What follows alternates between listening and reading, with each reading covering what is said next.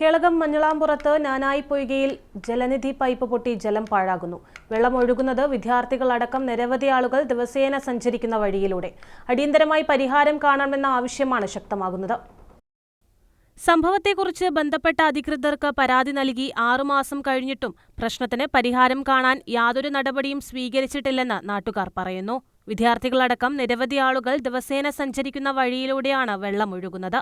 ഇതുമൂലം യാത്രക്കാരും സമീപവാസികളും വലിയ പ്രയാസമാണ് നേരിടുന്നതും. പാഴായി പോകുന്ന ജലത്തിന്റെ അളവിനനുസരിച്ചുള്ള തുക ഉപഭോക്താക്കളുടെ ബില്ലിൽ ഉൾപ്പെടുത്തുമോ എന്ന ആശങ്കയിലുമാണ് നാട്ടുകാർ. ഈ 12ാം വാർഡിൽ നാനാനിപ്പോയിൽ ഈ 500 മീറ്ററിനിടയ്ക്ക് ഒരു 5-6 സ്ഥലത്ത് ഈ വെള്ളം ഇങ്ങനെ പൊട്ടി പാഴായി പോവുക.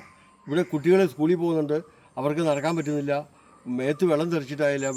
വെള്ളം വെറുതെ പാഴായി പോകുന്ന ഈ വെള്ളം വെറുതെ അനാവശ്യമായിട്ട് പല സ്ഥലത്തും നമ്മൾ അപേക്ഷ കൊടുത്തു, ഇതിന് പരാതി കൊടുത്തു, യാതൊരു നടപടിയില്ല. ഇത് ഞങ്ങളുടെ ബില്ലിൻ്റെ അകത്ത് ഈ പൈസ കയറുന്നുണ്ടെന്നാണ് പറയുന്നത്. അതുകൊണ്ട് കയറുന്നുണ്ടോ അതോ ഇതിന് പാഴായി പോകുന്നത് ഞങ്ങളുടെ ഇത് വരുന്നില്ലേ? എന്തിനാണ് ഇങ്ങനെ വെള്ളം ഇങ്ങനെ നശിപ്പിച്ച് കളയുന്നത്? അടിയന്തരമായി പൈപ്പ് പുനഃസ്ഥാപിച്ച് ജലനഷ്ടം തടയാനുള്ള നടപടികൾ സ്വീകരിക്കണമെന്നാണ് നാട്ടുകാരുടെ ആവശ്യം.